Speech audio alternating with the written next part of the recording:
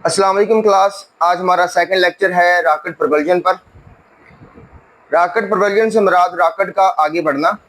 बच्चों के सवालात कि सर रॉकेट क्या होता है, रॉकेट स्पेस में क्यों जाता है, साइंसदान स्पेस में जाकर क्या करते हैं, आखिर क्यों जाते हैं, इन तमाम सवालों के जवाब जानने की कोशिश करेंगे आज के इस लेक्चर में। रॉकेट का सिर्फ आगे बढ़ना ही हम इसमें देखेंगे। हम ये नहीं देखेंगे कि रॉकेट कैसे बनाया जाता है। आपने ये फिक्रा तो सुना होगा कि ये कोई रॉकेट साइंस थोड़ी है।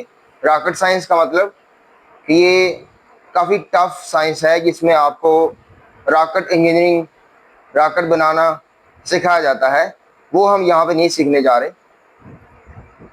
हम अपने आर्टिकल के स्कोप के अंदर रहते हुए रॉकेट का प्रिंसिपल, रॉकेट किस असूल के तहत ऊपर चढ़ता है और उसके बाद इसकी इक्वेशन ड्राइव करेंगे और देखेंगे कि रॉकेट ऊपर जाते हुए स्पीड कांस्टेंट रखता है या फिर बढ़ाता चला जाता है, इसका एक्सेलरेशन कांस्टेंट होता है या फिर इंक्रीज होता चला जाता है।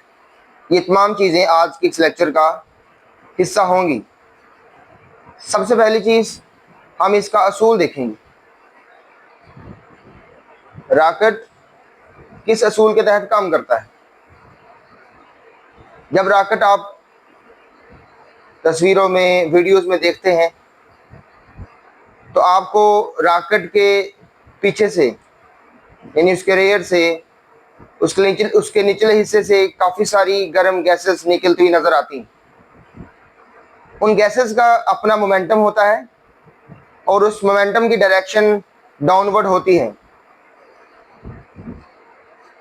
और उस मोमेंटम को कंजर्व करने के लिए रॉकेट अपना मोमेंटम अपवर्ड डायरेक्शन में हासिल करता है। बिल्कुल वैसे ही जैसे एक गुब्बारे में जब हवा फिल की जाती है, हवा जब बाहर निकलती है तो वो एक्शन होता है और गुब्बारे का हवा की मुखालिफ सीमत में मूव करना रिएक्शन कहलाता है। इस एक्शन और रिएक्शन के चक्कर में गुब्बारा हवा से अपोजिट मूव करता है। बिल्कुल इसी तरह से एक रॉकेट भी ऊपर चढ़ता चला जाता है और स्पेस में चला जाता है। ये जिस असूल को फॉलो करता है उसमें पहला असूल है law of conservation of momentum, जबकि दूसरा है Newton's third law of motion. इन दोनों असूलों को फॉलो करते हुए रॉकेट अपनी मोशन को बरकरार रखता है। जैसे इस डायग्राम में शो किया गया है। सबसे पहले आपको एक्शन नजर आ रहा है, इन गैसेस का बाहर निकलना और फोर्स लगाना, ये एक्शन है। और न्यूटन के तीसरे कानून के मुताबिक रॉकेट की बॉडी का ऊपर को मूव करना यानी अपोजिट डायरेक्शन में मूव करना रिएक्शन है। ये एक्शन और रिएक्शन मैग्नीट्यूड में बराबर लेकिन डायरेक्शन में अपोजिट होते हैं।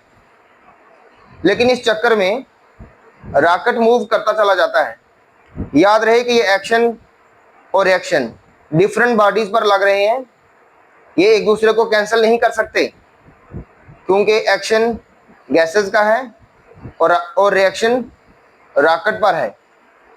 अब इसी तरह से मोमेंटम का कंजर्वेशन भी चेक कर लेते हैं। आपको पता है गैसेस के पास भी मैस होता है। जब गैसेस नीचे को मूव करती हैं तो उनकी वेलोसिटी होती है। वेलोसिटी और मैस की वजह से मोमेंटम भी होता है। उस मोमेंटम को मैंने पी से ज़ाहिर किया है। मोमेंटम ऑफ गैसेस बिल्कुल डाउनवर्ड डायरेक्शन में शो किया गया है और इसको कैंसिल करने के लिए रॉकेट भी अपवर्ड डायरेक्शन में मोमेंटम हासिल करता है। बिल्कुल वैसे ही जैसे जब आप गन से गोली चलाते हैं, गोली का मोमेंटम फॉरवर्ड डायरेक्शन में होता है और गन उस मोमेंटम को कंजर्व करने के लिए बिल्कुल अपोजिट डायरेक्शन में झटका खाती है क्योंकि उस पूरे सिस्टम का मोमेंटम गन और गोली दोनों के मोमेंटम का सम कहलाता है। फायरिंग करने से पहले गोली चलाने से पहले दोनों का मोमेंटम 0 होता है, तो गोली चलने के बाद भी दोनों बॉडीज मिलकर अपने सिस्टम का मोमेंटम 0 करना चाहती हैं, जिसकी वजह से जब गोली आगे को मोमेंटम लेती है तो गन पीछे को ले लेती है। बिल्कुल इसी तरह से रॉकेट भी मूव करता है। अब रॉकेट की मोशन कैसी होती है? सबसे पहले तो आपको रॉकेट की एक तस्वीर दिखाता हूं, जिससे रॉकेट के जो मेन पार्ट्स हैं उसकी समझ आएगी। फिर उसके बाद हम इन हेडिंग्स को देखते हैं। आपको मैं एक वीडियो भी सेंड करूंगा जिसमें रॉकेट का ऊपर को मूव करना सही तौर पर समझ आ जाएगा।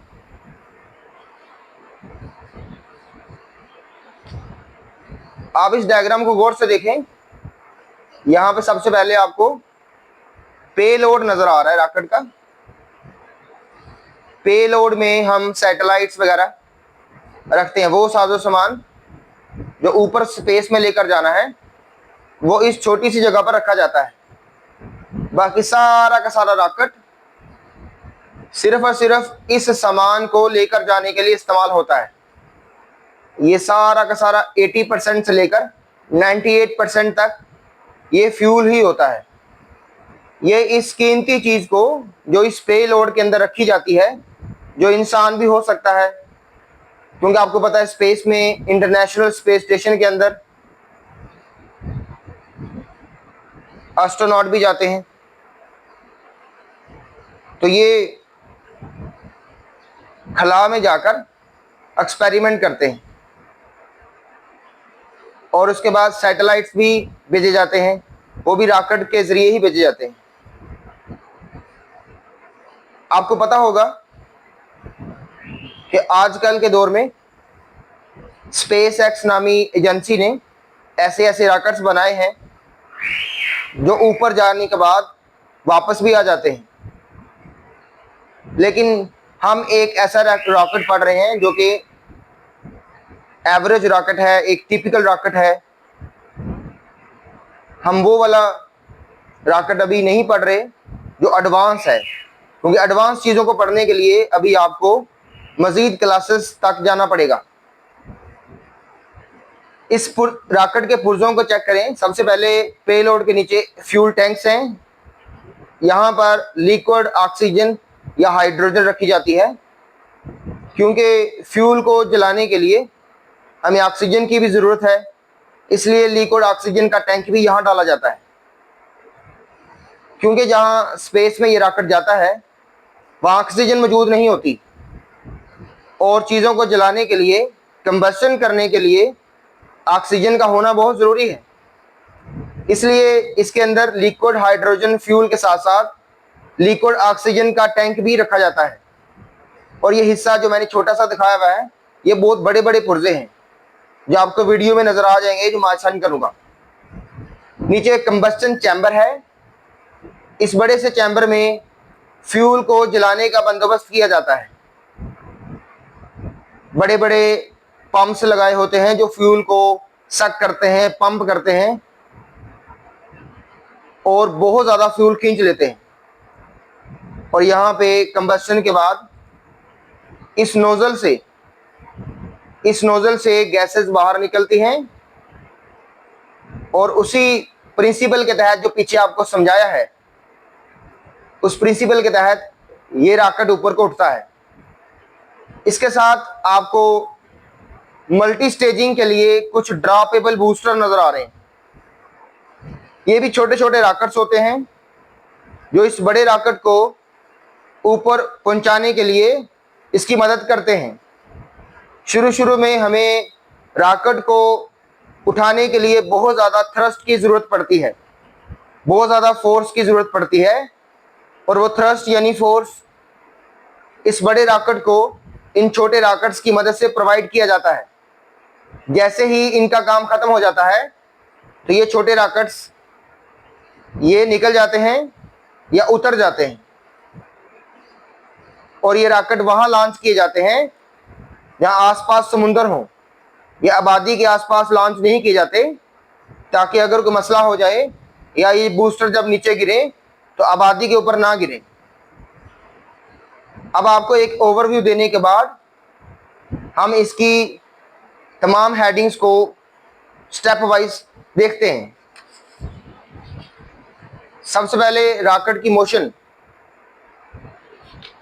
एक रॉकेट जब मूव करता है तो उसमें फ्यूल जो रॉकेट के अंदर आपको बताया लिक्विड ऑक्सीजन और लिक्विड हाइड्रोजन की शक्ल में पाया गया है, वो जलता है और वो कंबस्टन चैम्बर के अंदर जलता है और उसके बाद वो गैसेस में कन्वर्ट हो जाता है, हाई प्रेशर गैसेस में। और ये गैसेस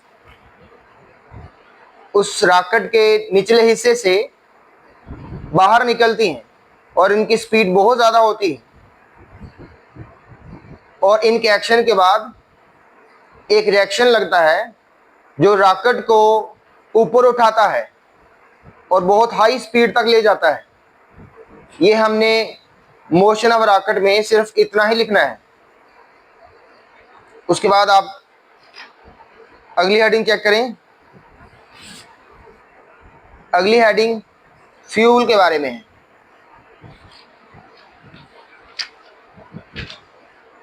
रॉकेट का फ्यूल कितना होता है और क्या होता है। सबसे पहले तो ये चेक करें कि ये किस फॉर्म में होता है। ये लिक्विड फॉर्म में क्यों डाला जाता है? क्योंकि इन्होंने फ्यूल बहुत ज़्यादा इस्तेमाल करना होता है। तो अगर हम हाइड्रोजन को उसकी गैसियस फॉर्म में यूज़ करेंगे तो बहुत बड़े बड़े सिलेंडर्स इस्तेमाल करने पड़ेंगे, इसलिए उस गैस को लिक्विड या फिर सॉलिड में चेंज कर लिया जाता है।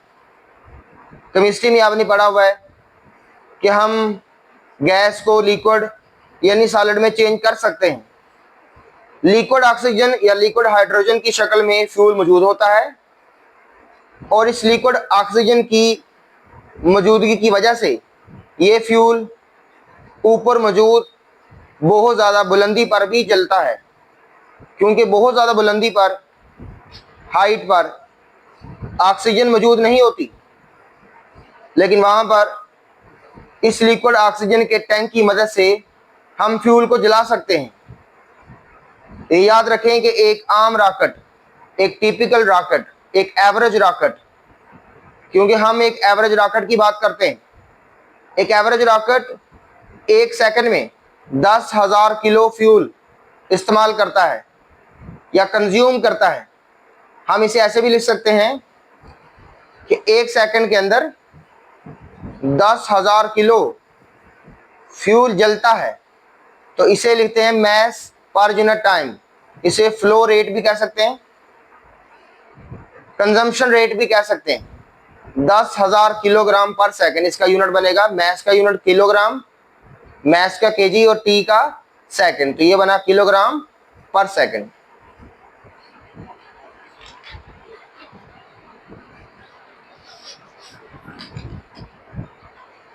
ये जो गैसेस बाहर निकलती हैं इनकी स्पीड बहुत ज़्यादा होती है, 4,000 मीटर पर सेकंड।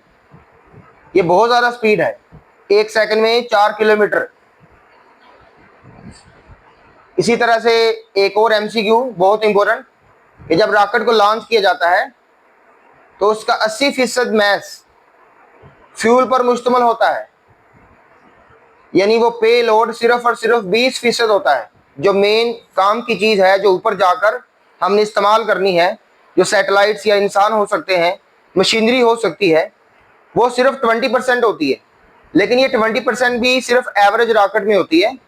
आमतौर पर 98% रॉकेट्स का फ्यूल ही होता है, लेकिन हमारी बुक में 80% लिखा हुआ है। इसका मतलब कि सिर्फ और सिर्फ कुछ रॉकेट्स की बात की जा रही है। जो ज़्यादातर रॉकेट्स हैं उनमें 98% तक फ्यूल इस्तेमाल होता है। यानी अगर फ़र्ज़ करें कि 100 किलोग्राम का रॉकेट हो तो उसमें 80 किलोग्राम सिर्फ फ्यूल ही होगा, बाकी 20 किलोग्राम के सैटेलाइट्स या इंसान वगैरह। इससे आप अंदाज़ा कर सकते हैं कि रॉकेट में कितना फ्यूल इस्तेमाल होता है। अब क्योंकि फ्यूल बहुत ज्यादा है तो इस मैस प्रॉब्लम को ओवरकम करना पड़ेगा, इस पर काबू पाना पड़ेगा। इस फ्यूल प्रॉब्लम को ओवरकम करने के लिए वो छोटे छोटे बूस्टर्स, वो छोटे छोटे रॉकेट्स साथ अटैच किए जाते हैं। आपको जो पीछे तस्वीर में मैंने दिखाए थे, वो इसको धक्का मारते हैं। प्रोपेल का मतलब होता है आगे धकेलना, जैसे कश्ती के साथ प्रोपेलर्स होते हैं ना, जिसे लोग चप्पू भी कहते हैं, जो कश्ती को आगे लेकर जाते हैं, जो पानी को पीछे धकेलते हैं और कश्ती को आगे धकेलते हैं, उनको प्रोपेलर कहते हैं। यहां पर भी इन छोटे छोटे रॉकेट्स का नाम प्रोपेलर्स ही है। ये प्रोपेलर क्या करते हैं, ये शुरू में इनिशियल पुश देते हैं या थ्रस्ट प्रोवाइड करते हैं। ये थ्रस्ट भी फोर्स ही होती है, एक पुश। और इनका नाम बूस्टर भी है और इन्हें आप प्रोपेलर भी कह सकते हैं। बूस्टर से पता चलता है कि ये बूस्ट करते हैं। जिस तरह आप कोई ऐसी चीज खा लेते हैं जिसमें कैलोरीज हों और आपको एनर्जी मिले, आप वो चीज खाने के बाद बूस्ट अप हो जाते हैं, आप उसे बूस्टर कह सकते हैं या एनर्जी बूस्टर कह सकते हैं। यहां पर ये छोटे रॉकेट्स उस बड़े रॉकेट को शुरू में इनिशियली पुश देते हैं, जिसकी वजह से इनका नाम बूस्टर रखा गया है। जब ये छोटा रॉकेट अपना काम कर लेता है तो उसके बाद ये अलहदा हो जाता है। अलहदा होने के बाद मैस कम हो जाता है रॉकेट का मैस कम होने के बाद वो हल्का हो जाता है और वो ज्यादा स्पीड से मूव करता है, क्योंकि वो हल्का हो चुका होता है और हल्की चीज आपको पता है ज्यादा स्पीड से मूव करती है। इस तरह का रॉकेट जिसमें ऐसे बूस्टर इस्तेमाल किए जाते हैं उसको मल्टी स्टेज रॉकेट कहा जाता है। मल्टी स्टेज रॉकेट्स के अलावा भी रॉकेट्स बनाए गए हैं, लेकिन हम फिलहाल मल्टी स्टेज रॉकेट पढ़ रहे हैं। अब हम देखते हैं कि रॉकेट के अंदर एक्सेलरेशन कितना पैदा होता है और उसकी इक्वेशन क्या है। अगर आप उन गैसेस की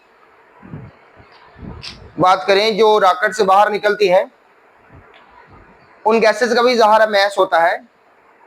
अगर उसे हम स्मॉल m से ज़ाहिर कर लें और वो गैसेस जो बाहर निकल रही हैं पर सेकंड के हिसाब से, यानी ये जो m है असल में ये मैस पर यूनिट टाइम है। यहाँ पे जो बुक पर m लिखा हुआ है वो मैस नहीं बल्कि मैस पर यूनिट टाइम है, मैस पर सेकंड। इसलिए मैंने भी स्मॉल m ही रिप्रेजेंट किया यहाँ पे, इसी से मैस पर सेकंड को लेट किया है। m की तरफ देखकर ये लगता है कि सिर्फ मैस है, लेकिन आपकी बुक पर जो इक्वेशन बनाई गई है वो मैस के नहीं बल्कि मैस पर सेकंड के लिए है। यानी एक सेकंड में कितना मैस इस्तेमाल हुआ या कितनी गैसेस निकली। आपको मोमेंटम और फोर्स के दरमियान रिलेशनशिप पढ़ा चुका हूं। देखें, जब गैसेस शुरू में रेस्ट पर थी, जब रॉकेट अभी स्टार्ट नहीं हुआ था तो इनिशियल वेलोसिटी 0 थी, और जब रॉकेट लॉन्च हो गया गैसेस निकलना शुरू हो गई तो उनकी वेलोसिटी का नाम v रख लिया गया। ये फाइनल वेलोसिटी है। चेंज इन मोमेंटम फोर्स का formula delta p over t है। अगर आप t को 1 सेकंड कर लें, इस t को 1 सेकंड कर लें तो ये चेंज इन मोमेंटम को खोल लें तो ये बनता है final momentum minus initial momentum. Final velocity की वैल्यू हमारे पास v मौजूद है और इनिशियल वेलोसिटी की वैल्यू हमारे पास 0 है। यहां से आपके पास फोर्स का फार्मूला आता है mv। याद रखिएगा कि ये स्मॉल m मैस नहीं बल्कि मैस पर यूनिट टाइम है। इसी तरह से आप रॉकेट के ऊपर लगने वाली फोर्स, रिएक्शन फोर्स, उसका फार्मूला बना सकते हैं। Every force according Newton second law, every force is equal to mass multiply acceleration. Mass of rocket, ये मैस ऑफ रॉकेट है,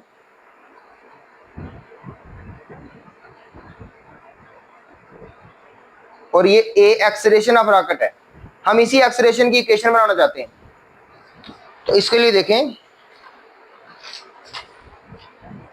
हम इन दोनों इक्वेशंस को जो पहले हमने बनाई हैं ये इक्वेशन 1 और ये इक्वेशन 2, क्योंकि ये एक्शन है और ये रिएक्शन। एक्शन और रिएक्शन मैग्नीट्यूड में क्या होते हैं? बराबर। तो हम जब फार्मूला बनाते हैं तो हम सिर्फ मैग्नीट्यूड की बात कर रहे हैं, हम डायरेक्शन की बात नहीं कर रहे। हमें पता है कि एक्शन और रिएक्शन की डायरेक्शन अपोजिट होती है, लेकिन यहाँ माइनस साइन लगाने की जरूरत नहीं है, क्योंकि हम एक्सेलरेशन की सिर्फ मैग्नीट्यूड का फार्मूला बना रहे हैं और उसकी डायरेक्शन का नहीं बना रहे। डायरेक्शन चाहिए होगी तो साथ माइनस साइन लगा देंगे एंड में। इन दोनों इक्वेशंस को गौर से देखें, तो ये भी एफ है और ये भी एफ। ये एक्शन है गैसेस का और ये रिएक्शन है रॉकेट पर। अगर इन दोनों की लेफ्ट साइड फोर्सेस हैं और वो दोनों बराबर हैं मैग्नीट्यूड में, तो इनकी राइट साइड्स भी आपस में बराबर होनी चाहिए। इसको कहते हैं कंपेयरिंग द इक्वेशंस। इन दोनों इक्वेशंस को, इक्वेशन 1 और इक्वेशन 2 को हम कंपेयर कर लेते हैं।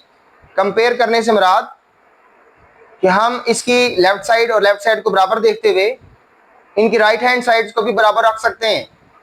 अब गौर करें कि मैंने इनकी राइट साइड को बराबर रखा है।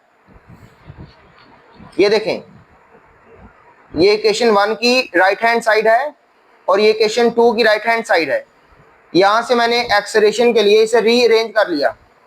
एक्सेलरेशन को इधर रहने दिया और कैपिटल एम को दूसरी तरफ ले गया।